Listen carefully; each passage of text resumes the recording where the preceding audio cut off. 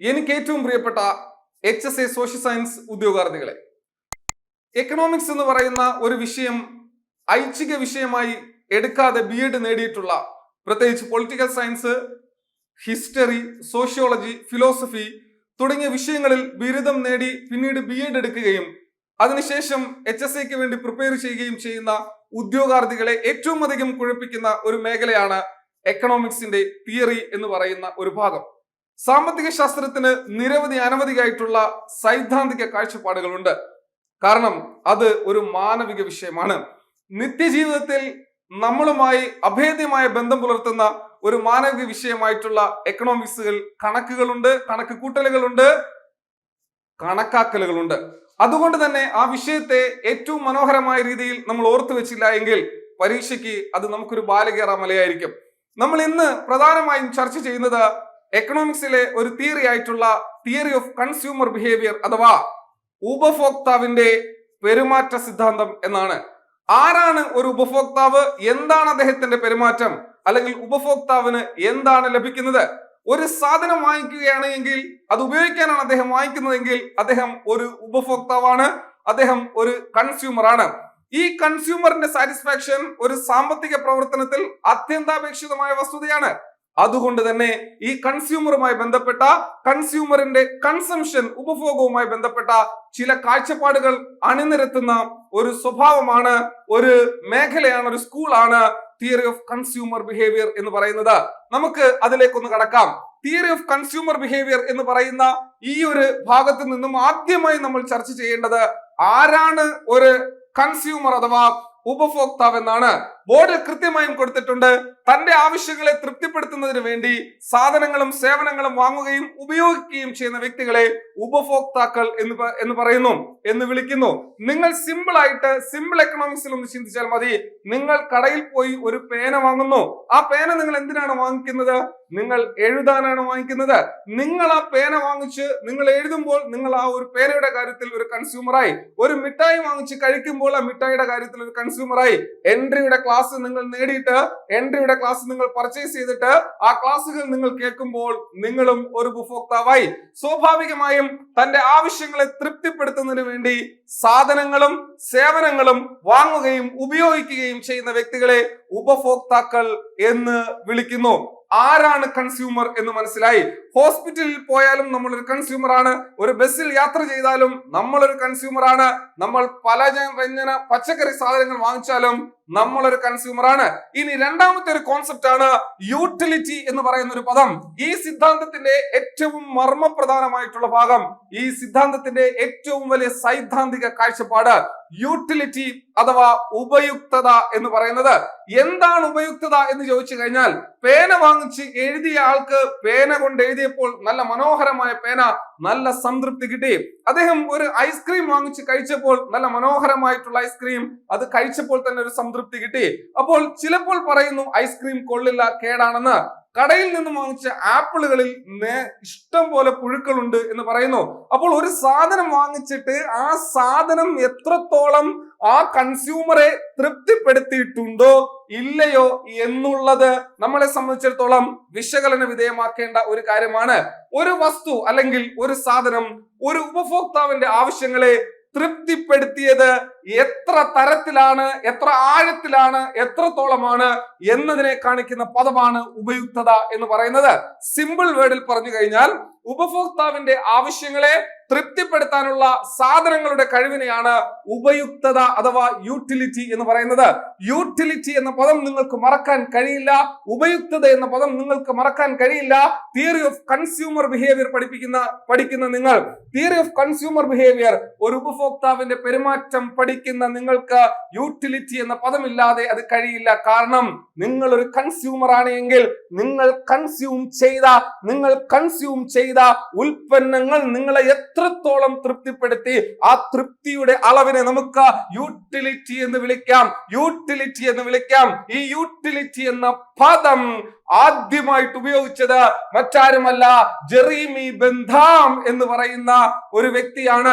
Jeremy Bentham എന്ന് പറയുന്ന ഒരു ഫിലോസഫർ ആണ്, ഒരു എക്കോണമിസ്റ്റ് ആണ്. ജെറീമി ബെന്താം എന്ന ബ്രിട്ടീഷുകാരനാണ് an introduction to the principles of morals and legislation എന്ന കൃതിയിലാണ് അദ്ദേഹം യൂട്ടിലിറ്റി എന്ന പദം ഉപയോഗിച്ചത്. The word utility put forward by Jeremy Bentham. ഉപയുക്തത എന്ന പദം മുന്നോട്ട് വെച്ചത് ആരെന്ന് ചോദിച്ചു കഴിഞ്ഞാൽ ജെറീമി ബെന്താം.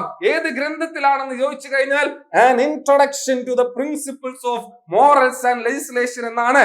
ഒരു സാധനം വാങ്ങിച്ച് കൺസ്യൂം ചെയ്യുന്ന ആളെ നമുക്ക് കൺസ്യൂമർ അഥവാ ഉപഭോക്താവ് എന്ന് പറയാൻ കഴിയുമെങ്കിൽ ആ സാധനം അയാളിൽ എത്രത്തോളം ഇമ്പാക്ട് ഉണ്ടാക്കുന്നത് അതിനെ നമ്മൾ യൂട്ടിലിറ്റി, ഉപയുക്തത എന്ന് പറയുകയാണ് എങ്കിൽ യൂട്ടിലിറ്റി എന്ന പദം ആദ്യമായിട്ട് ഉപയോഗിച്ചത് ജെറീമി ബെന്താം എന്ന് പറയുന്ന വ്യക്തിയാണ് എങ്കിൽ അദ്ദേഹം ഏത് ഗ്രന്ഥത്തിലാണെന്ന് ചോദിച്ചു കഴിഞ്ഞാൽ An introduction to the principles of morals and Legislation എന്ന് പറയുന്ന കൃതിയിലാണ്. ആരാണ് ജെറീമി ബെന്താം? ഒരു ബ്രിട്ടീഷ് ഫിലോസഫറും എക്കോണമിസ്റ്റുമായിട്ടുള്ള ജെറീമി ബെന്താം ആണ് An introduction to the principles of morals and legislation എന്ന ഗ്രന്ഥത്തിൽ യൂട്ടിലിറ്റി എന്ന പദം ഉപയോഗിച്ചത്.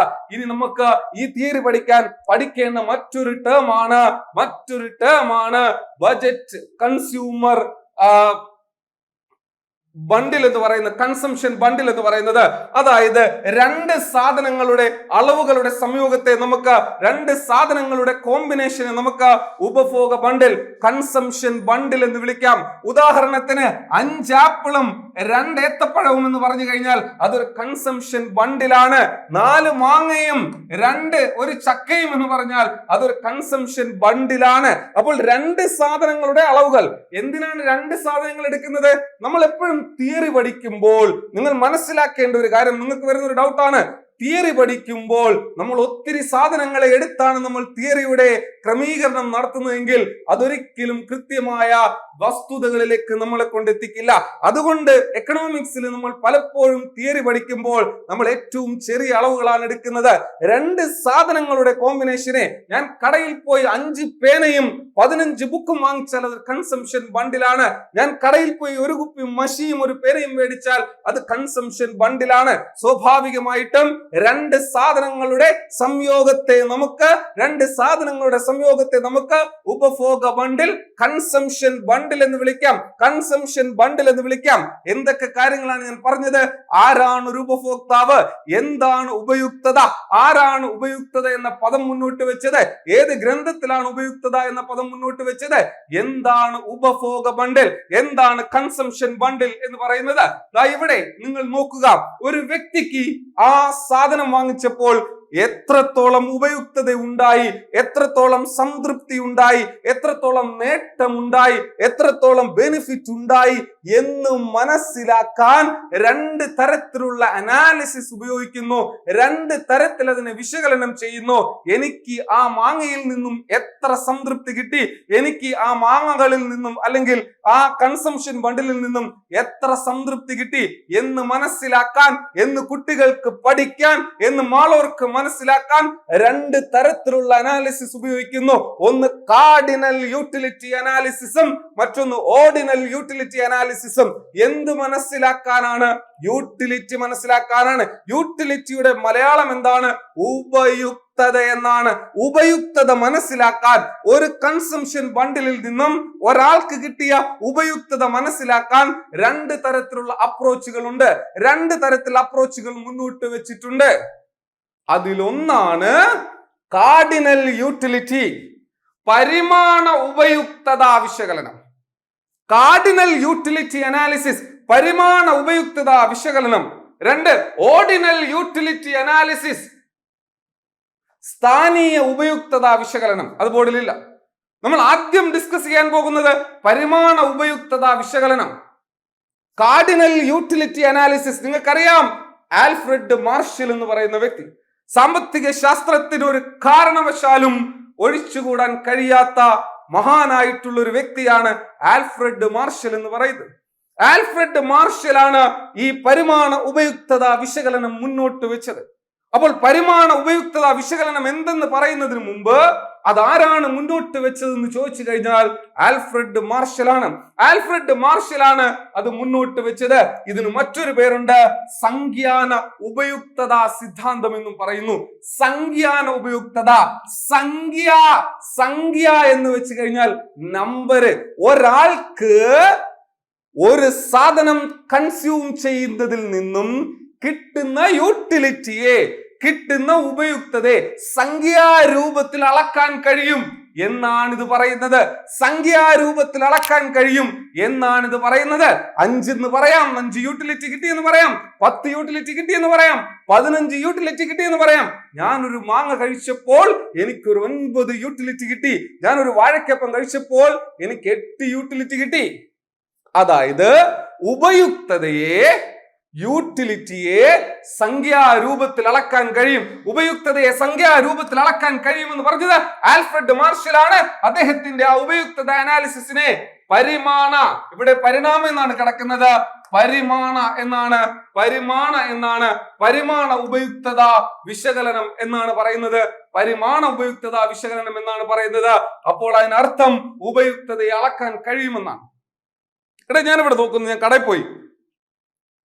ഞാൻ കടയിൽ പോയി പച്ചക്കറി കടയിൽ പോയിട്ട് ചെറുപയർ ഒരു 250 ഗ്രാമോ, പച്ചയ്ക്ക ഒരു 280 ഗ്രാമോ, പാവയ്ക്ക ഒരു 1/2 കിലോയും വാങ്ങിച്ചു. ഇത് 3ഉം തോരൻ വെക്കുകയാണ്. ഇത് 3ഉം തോരൻ വെച്ചപ്പോൾ എനിക്ക് ഏറ്റവും അധികം ഇഷ്ടപ്പെട്ടത് പയറ് തോരനാണ്. പക്ഷേ എൻ്റെ കൂട്ടുകാരൻ ഏറ്റവും ഇഷ്ടപ്പെട്ടത് പച്ചയ്ക്ക തോരനാണ്.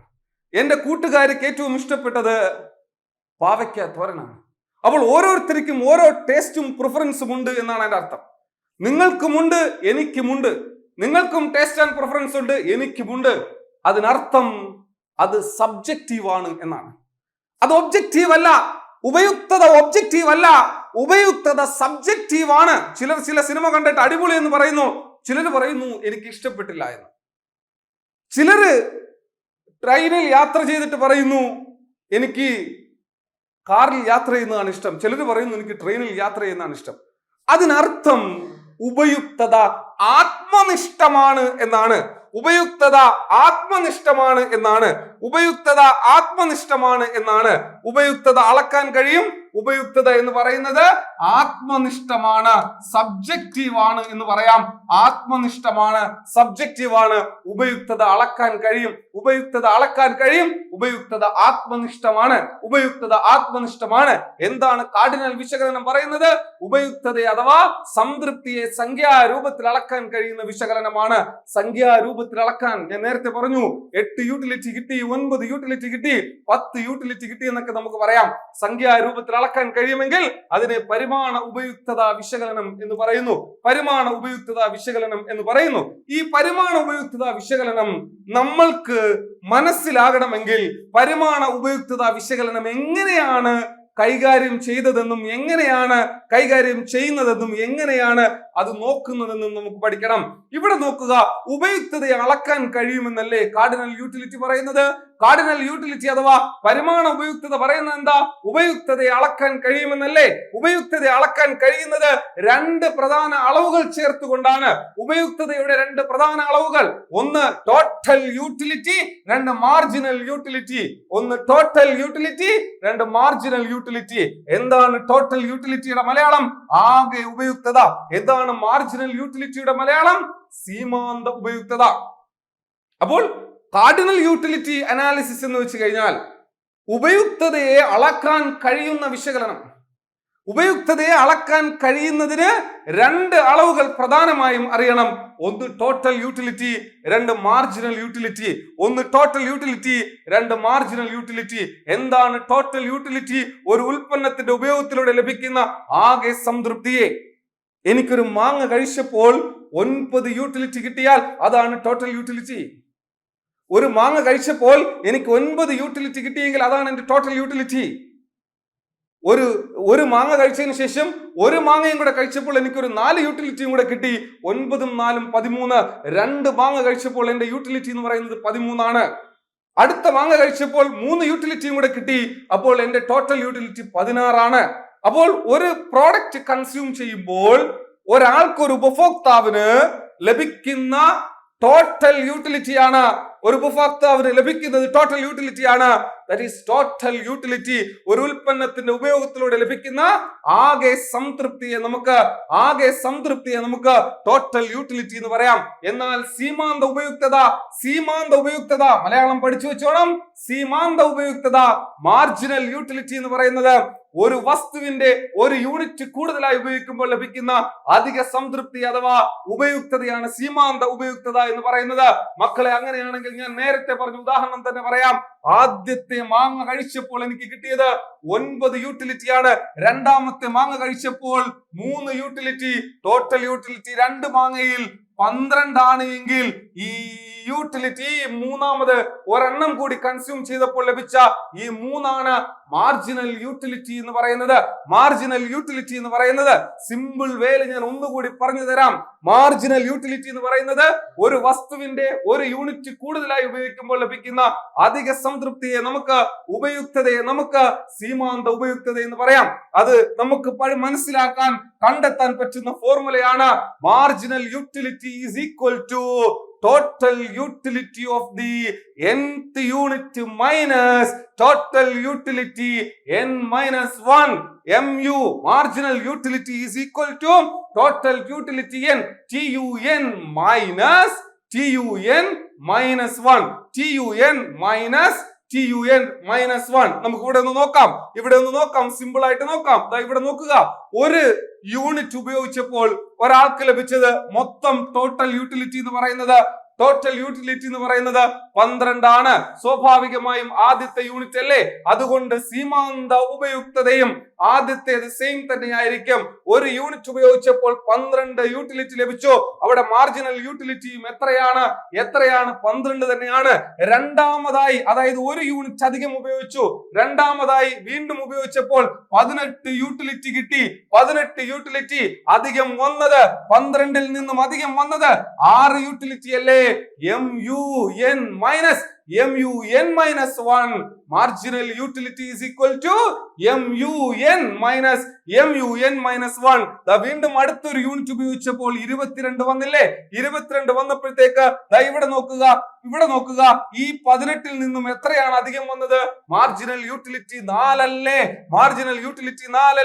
അടുത്ത യൂണിറ്റ് കഴിച്ചപ്പോൾ 24 വന്നില്ലേ? 24 വന്നപ്പോൾ മാർജിനൽ യൂട്ടിലിറ്റി 2 അല്ലേ? ഇനി നോക്കുക, അഞ്ചാമത്തെ യൂട്ടിലിറ്റി വന്നപ്പോൾ utility at its maximum, utility തന്നെ മാക്സിമത്തിലേക്ക് വന്നു. പക്ഷേ ആ മാക്സിമത്തിലേക്ക് വന്നത് റിപ്പീറ്റ് ആയതുകൊണ്ട് മാർജിനൽ യൂട്ടിലിറ്റി 0. നമുക്ക് ആവശ്യം വരും ഇത്. Marginal utility 0. നെക്സ്റ്റ് നമുക്ക് നോക്കാം. ആറാമത്തെ യൂണിറ്റ് എടുത്തപ്പോഴത്തേക്ക് ഇവിടെ ടോട്ടൽ യൂട്ടിലിറ്റി കുറഞ്ഞു. ആദ്യം ഒരു മാങ്ങ കഴിച്ചപ്പോൾ 12 യൂട്ടിലിറ്റി, പിന്നീട് രണ്ടാമത്തെ മാങ്ങ കഴിച്ചപ്പോൾ 18 മൂന്നാമത്തെ മാങ്ങ കഴിച്ചപ്പോൾ 22 നാലാമത്തെ മാങ്ങ കഴിച്ചപ്പോൾ 24 അഞ്ചാമത്തെ മാങ്ങ കഴിച്ചപ്പോഴും 24 തന്നെ. ആറാമത്തെ മാങ്ങ കഴിച്ചപ്പോൾ വീണ്ടും കുറഞ്ഞു, അതായത് യൂട്ടിലിറ്റി കുറഞ്ഞു. Marginal utility becomes negative. Marginal utility becomes negative.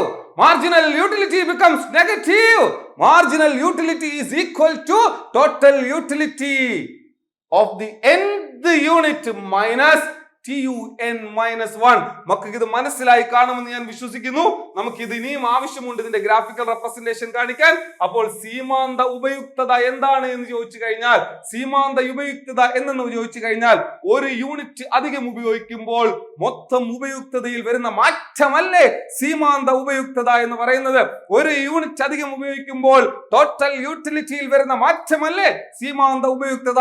Marginal utility എന്ന് പറയുന്നത് ഇവിടെ നോക്കുക, ഒരു വസ്തു ഉപയോഗിക്കുമ്പോൾ ലഭിക്കുന്ന മൊത്തം ഉപയുക്തതയും സീമാന്ത ഉപയുക്തതയും താഴെ കൊടുക്കുന്നു നമ്മൾ കണ്ടതാണ്. ഒരു വസ്തുവിന്റെ ഒരു യൂണിറ്റ് കൂടുതലായി ഉപയോഗിക്കുമ്പോൾ ലഭിക്കുന്ന അധിക സംതൃപ്തിയെ അഥവാ ഉപയുക്തതയാണ് നമ്മൾ സീമാന്ത ഉപയുക്തത എന്ന് പറയുന്നത്.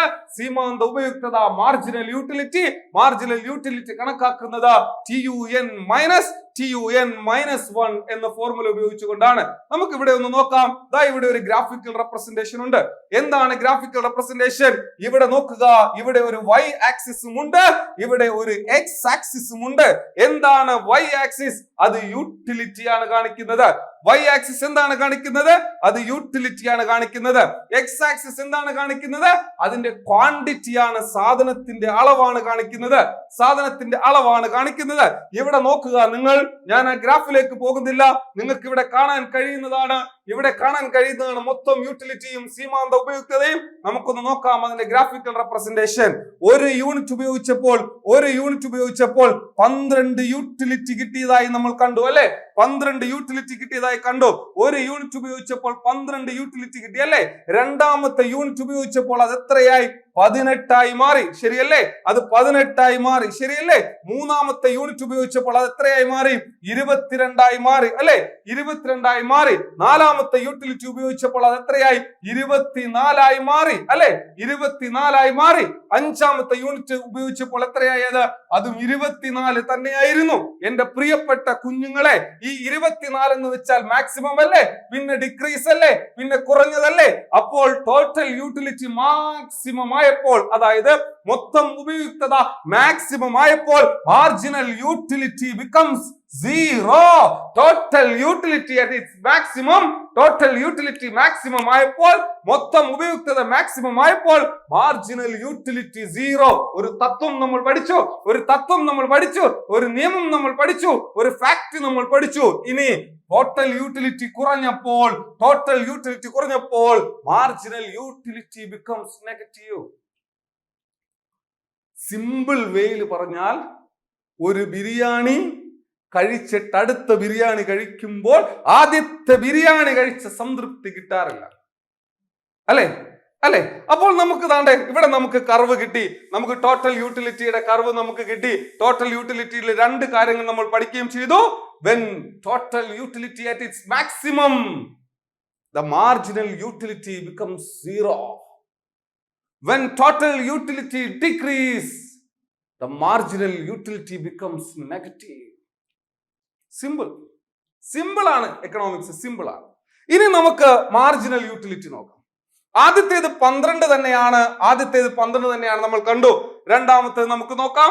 രണ്ടാമത്തേത് 6 ആണ്. 6 വരുന്നു. മൂന്നാമത്തെ എത്രയാണെന്ന് നോക്കേ. മൂന്നാമത്തത് 4 ആണ്.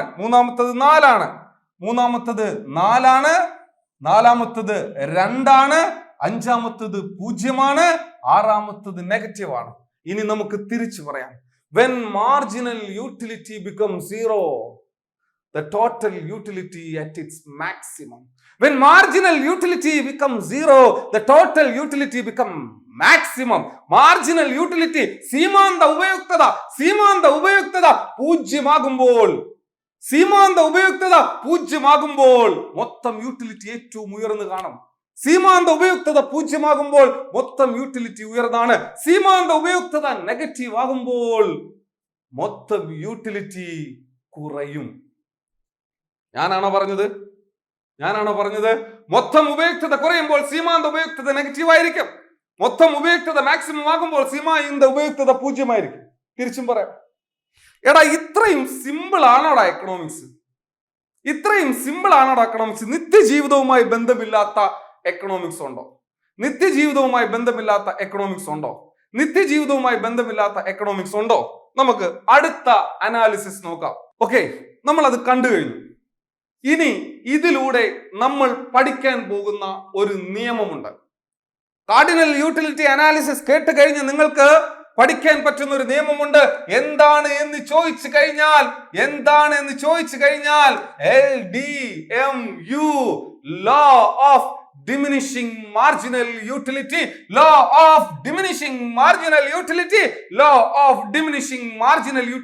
നിങ്ങൾക്കറിയാം, ചുമ്മാതങ്ങ് പറഞ്ഞാൽ മതി. ഒരു വസ്തുവിന്റെ ഉപയോഗം കൂടുന്നതിനനുസരിച്ച് സീമാന്ത ഉപയുക്തത കുറഞ്ഞു വരുന്ന പ്രവണതയെ അപജയ സീമാന്ത ഉപയുക്തത നിയമം എന്ന് പറയുന്നു. ഒരു വസ്തുവിന്റെ ഉപയോഗം കൂടുന്നതിനനുസരിച്ച്, ബിരിയാണിയുടെ ഉപയോഗം കൂടുന്നതിനനുസരിച്ച് അതിന്റെ യൂട്ടിലിറ്റി കുറയുന്നു. മാങ്ങയുടെ ഉപയോഗം കൂടുന്നതിനനുസരിച്ച് യൂട്ടിലിറ്റി കുറയുന്നു. ഏതൊരു സാധനവും കൂടുതൽ ഉപയോഗിക്കുന്നതിനനുസരിച്ച് അതിന്റെ യൂട്ടിലിറ്റി കുറയുന്നു. നമ്മൾ ആഹാരം കഴിക്കാൻ ഇരിക്കുമ്പോഴും ആദ്യം കഴിക്കുന്ന ഒരു യൂട്ടിലിറ്റി നമുക്ക് പിന്നീട് കഴിക്കുമ്പോൾ കിട്ടില്ല. So this theory is known as law of diminishing marginal utility. This law is known as law of diminishing marginal utility.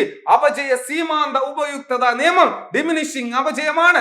Law of diminishing marginal utility, അപജയ സീമാന്ത ഉപയുക്തത നിയമം. സിമ്പിൾ അല്ലേ? അങ്ങനെയാണ് അവിടെ കൊടുത്തിരിക്കുന്നത്. ഓരോ വസ്തുവിന്റെയും ഇവിടെ നോക്കിയേ, ഒരു വസ്തുവിന്റെ യൂട്ടിലിറ്റി, അതായത് അതിന്റെ യൂണിറ്റുകൾ കൂടുന്നതിനനുസരിച്ച് അതിന്റെ മാർജിനൽ യൂട്ടിലിറ്റി കുറഞ്ഞു വരുന്നു, മൈനസ് വരെ എത്തി. അപ്പോൾ സ്വാഭാവികമായിട്ടും നമുക്ക് മനസ്സിലാകുന്ന ഒരു കാര്യം എന്താണ് law of diminishing marginal utility എന്ന് പറയുന്നത്? ഒരു വസ്തുവിന്റെ ഉപയോഗം കൂടുന്നതിനനുസരിച്ച് സീമാന്ത ഉപയുക്തത കുറഞ്ഞു വരുന്നു. നിങ്ങൾ എന്നും ഒരു ഷൂ നിങ്ങൾ ഒരേ ടൈപ്പ് ഷൂ ഉപയോഗിക്കുകയാണെങ്കിൽ, നിങ്ങൾ തുടർച്ചയായിട്ട് ഒരേ ടൈപ്പ് ഷൂ ഉപയോഗിക്കുകയാണെങ്കിൽ നിങ്ങൾക്ക് അതിന്റെ ഉപയുക്തത കുറഞ്ഞു വരുന്നതായിട്ട് തോന്നാം. നിങ്ങൾക്ക് ഒരു സാധനം വീണ്ടും ഉപയോഗിക്കുമ്പോൾ, അധികമായി ഉപയോഗിക്കുമ്പോഴത്തേക്ക് അതിന്റെ ഒരു സംതൃപ്തി, അതിന്റെ ഒരു കൺസംഷനിൽ നിന്ന് കിട്ടുന്ന യൂട്ടിലിറ്റി എന്ത് ചെയ്യും? കുറഞ്ഞു വരും. സോ അതാണ് law of diminishing marginal utility എന്ന് പറയുന്നത്. ഒരു വസ്തുവിന്റെ ഉപയോഗം കൂടുന്നതിനനുസരിച്ച് സീമാന്ത ഉപയുക്തത കുറഞ്ഞു വരുന്ന പ്രവണതയെ അപജയ സീമാന്ത ഉപയുക്തത നിയമം എന്ന് നമുക്ക് പറയാം. എന്നാൽ നിങ്ങൾ മനസ്സിലാക്കേണ്ട ഒരു വസ്തുത, ഇവിടെ കാർഡിനൽ യൂട്ടിലിറ്റിയിൽ നമ്മൾ പറഞ്ഞൊരു കാര്യം ഉപയുക്തത അളക്കാൻ കഴിയുമെന്നാണ്. യൂട്ടിലിറ്റിയെ നമുക്ക് അളക്കാൻ കഴിയുമെന്നാണ്. എന്നാൽ ഉപയുക്തതയെ അളക്കാൻ കഴിയില്ല എന്ന് പറയുന്നു. ആരാണ് പറഞ്ഞത്? JR ഹിഗ്സ് ആണ് പറഞ്ഞത്. JR ഹിഗ്സ് ആണ്. എന്നിട്ട് മുന്നോട്ട് എന്താ വെക്കുന്നത്? സ്ഥാനീയ ഉപയുക്തത വിശകലനം, അതായത് ഓർഡിനൽ യൂട്ടിലിറ്റി അനാലിസിസ് എന്ന് പറയും. അതായത് ഒരു വസ്തുവിനെ, ഒരു മാങ്ങ കഴിച്ചിട്ട് എനിക്ക് 8 യൂട്ടിലിറ്റി കിട്ടിയെന്നോ, ഒരു പാന്റ് ഇട്ടിട്ട് 8 യൂട്ടിലിറ്റി കിട്ടിയെന്നോ നമുക്ക് പറയാൻ കഴിയില്ല. മറിച്ച് നമുക്ക് എന്ത് പറയാൻ കഴിയും? നമുക്ക് പറയാൻ കഴിയുന്ന ഒരൊറ്റ കാര്യമേ ഉള്ളൂ. എനിക്ക് ഈ കറുത്ത പാന്റിനേക്കാൾ നന്നായി ഇഷ്ടപ്പെട്ടത് വെളുത്ത പാന്റാണ്. എനിക്ക് ബിരിയാണിയേക്കാൾ ഏറ്റവും നന്നായിട്ട് ഇഷ്ടപ്പെട്ടത് എനിക്ക് സാദാ ചോറാണ്. എനിക്ക് പയറുതോരനേക്കാൾ കൂടുതൽ ഇഷ്ടപ്പെട്ടത് എനിക്ക് പച്ചക്കറിയാണ്. എനിക്ക് ബട്ടർ സ്കോച്ചിനേക്കാളും ഇഷ്ടപ്പെട്ടത് എനിക്ക് സ്ട്രോബെറിയാണ്. അങ്ങനെ നമുക്ക് പറയാം. എനിക്ക് മമ്മൂക്കാടെ പടത്തിനേക്കാളും ഇഷ്ടപ്പെട്ടത് ലാലേട്ടന്റെ പടമാണ്. ലാലേട്ടന്റെ പടത്തെക്കാളും എനിക്ക് ഇഷ്ടപ്പെട്ടത് മമ്മൂക്കാടെ പടമാണ്. നമുക്ക് താരതമ്യം ചെയ്തുകൊണ്ട് ഒന്നൊന്നിനേക്കാൾ മികച്ചതാണെന്ന് പറയാൻ കഴിയും. ഒരു ഓർഡറിൽ പറയാൻ കഴിയും. ഒരു സ്ഥാനം കൊടുത്ത് പറയാൻ കഴിയും. ഒന്നാമതായിട്ട് മികച്ചത് ഇഷ്ടപ്പെട്ടത്, രണ്ടാമതായിട്ട് ഇഷ്ടപ്പെട്ടത്, മൂന്നാമതായിട്ട് ഇഷ്ടപ്പെട്ടത്, നാലാമതായിട്ട് ഇഷ്ടപ്പെട്ടത്, അങ്ങനെ നമുക്ക് പറയാൻ കഴിയും. അല്ലാതെ എനിക്കൊരു സാധനത്തിന് ഇത്ര യൂട്ടിലിറ്റി കിട്ടിയാൽ കഴിയില്ല എന്ന് പറയുന്ന ഒരു അനാലിസിസ് ആണ് സ്ഥാനീയ ഉപയുക്തത വിശകലനം എന്ന് പറയുന്നത്. ഒരു ഉപഭോക്താവിന് അയാൾക്ക് ലഭിക്കുന്ന ഉപയുക്തതയെ സംഖ്യാരൂപത്തിൽ പ്രകടിപ്പിക്കാൻ സാധ്യമല്ല. അങ്ങനെ പ്രകടിപ്പിക്കാൻ പറ്റുമെന്ന് പറഞ്ഞത് ആൽഫ്രഡ് മാർഷലാണ്. അതാണ് കാർഡിനൽ യൂട്ടിലിറ്റി അനാലിസിസ് എന്ന് പറയുന്നത്.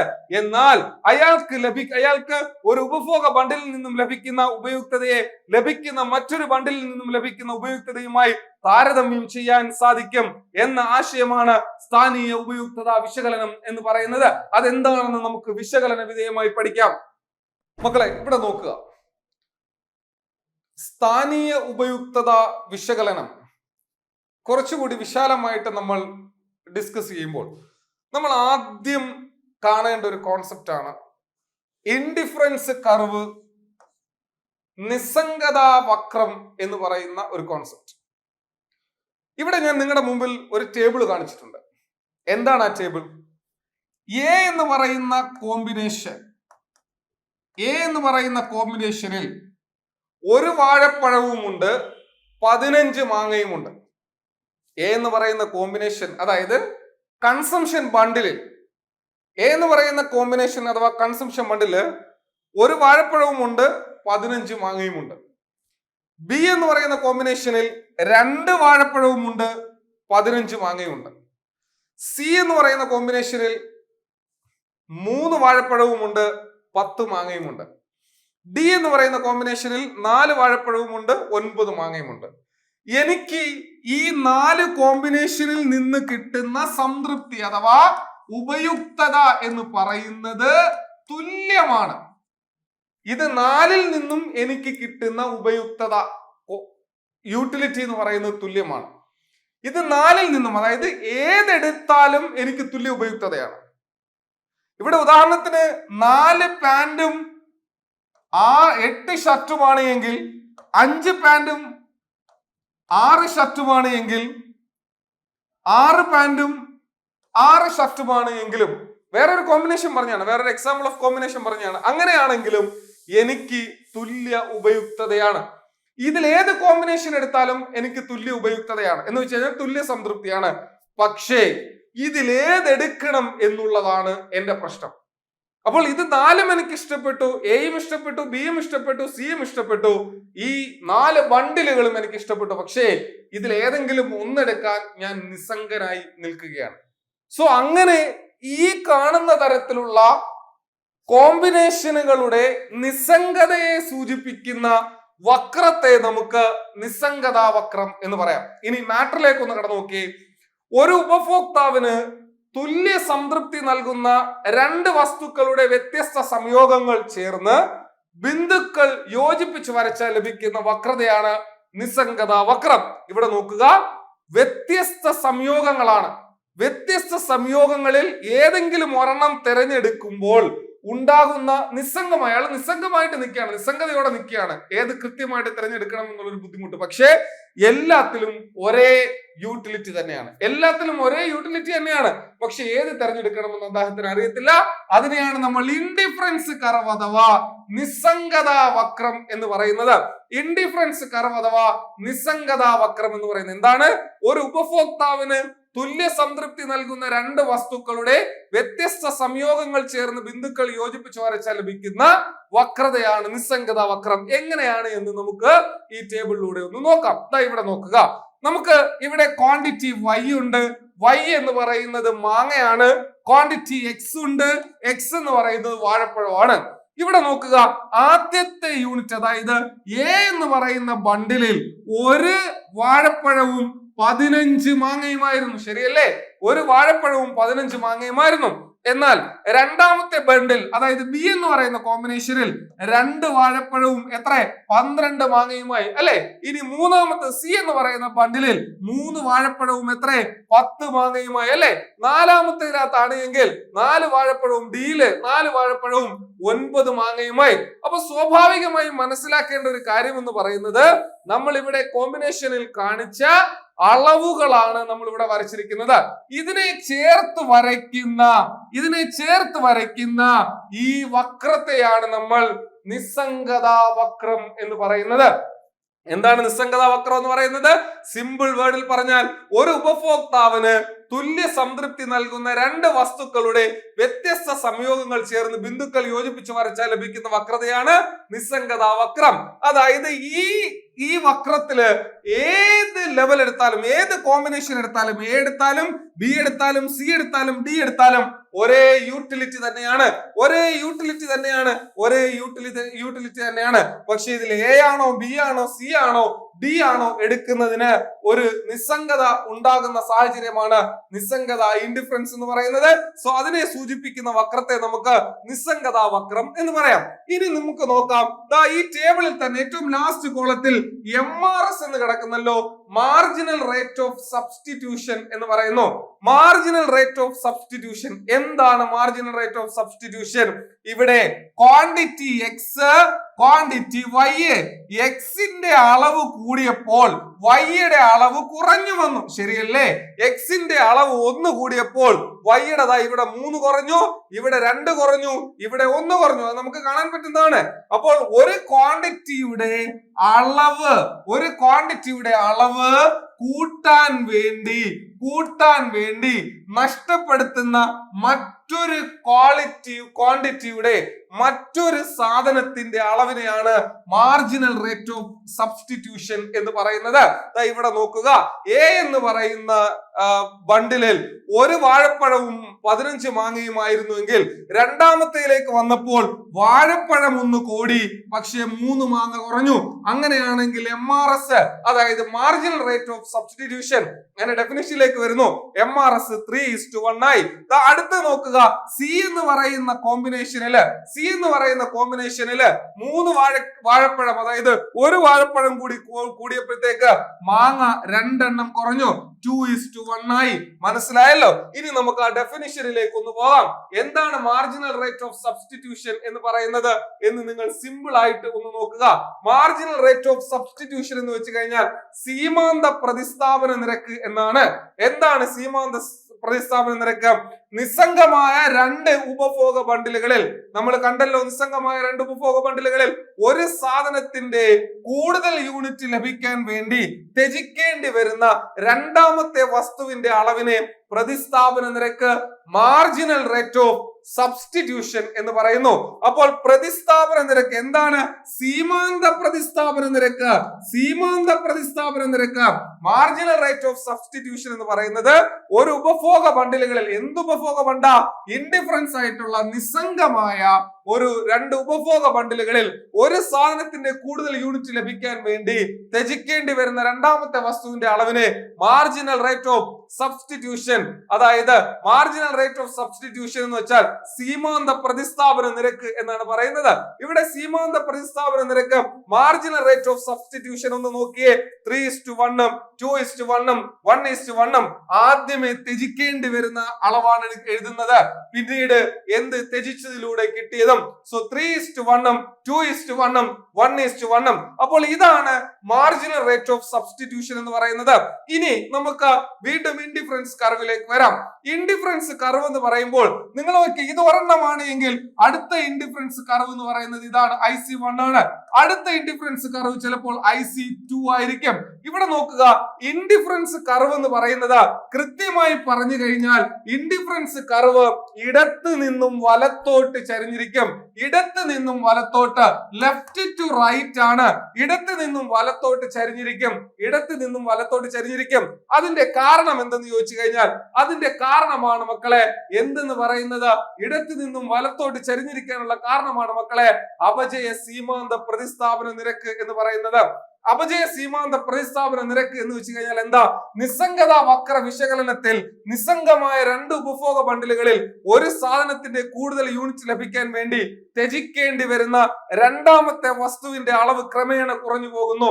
ഇതിനെയാണ് അപചയ സീമാന്ത പ്രതിസ്ഥാപന നിരക്ക് എന്ന് പറയുന്നത്. ഇവിടെ നിങ്ങൾക്ക് കോളത്തിൽ അത് കണ്ടതാണ്. എന്താണ് കോളത്തിൽ കണ്ടത്?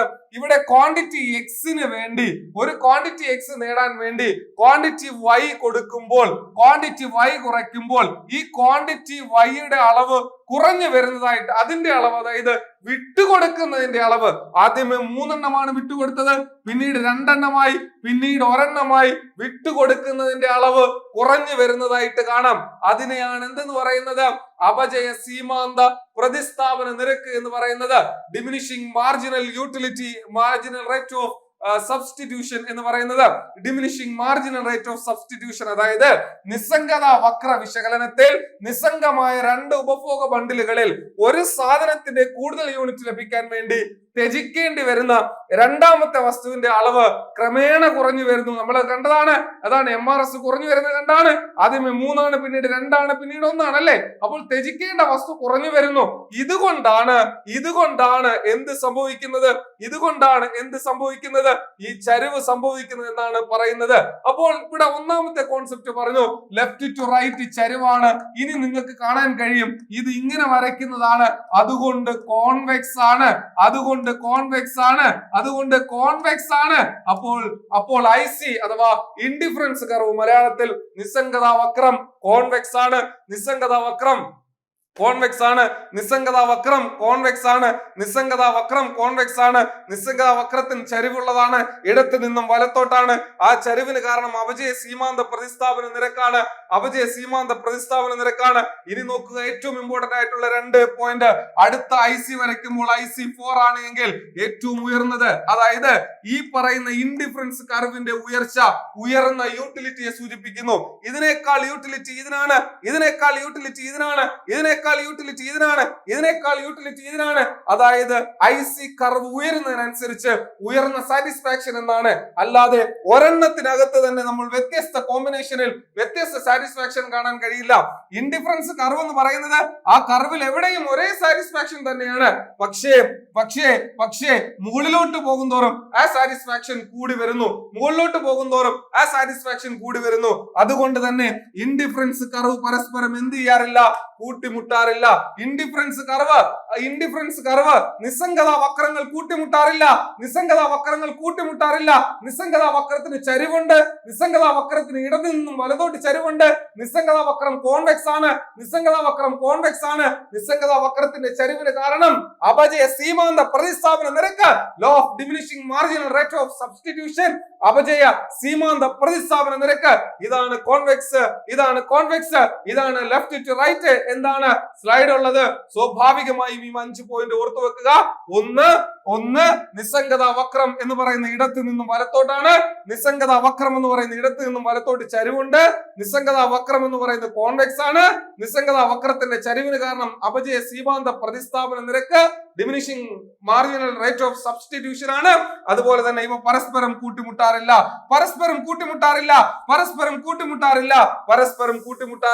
നിസ്സംഗത വക്രം പരസ്പരം കൂട്ടിമുട്ടാറില്ല. സോ ഇതാണ് എന്റെ പ്രിയപ്പെട്ട ഉദ്യോഗാർത്ഥികളെ നമുക്ക് ഓർഡിനൽ അപ്രോച്ചിൽ നിന്നും കൃത്യമായും നമുക്ക് പഠിക്കേണ്ടത്. സോ നിസ്സംഗത വക്രം എന്താണെന്നും ഓർഡിനൽ യൂട്ടിലിറ്റി അനാലിസിസും നമ്മൾ പഠിച്ചു കഴിഞ്ഞു. സോ ഇതാണ് theory of consumer behavior, cardinal and ordinal utility analysis. Let me meet again.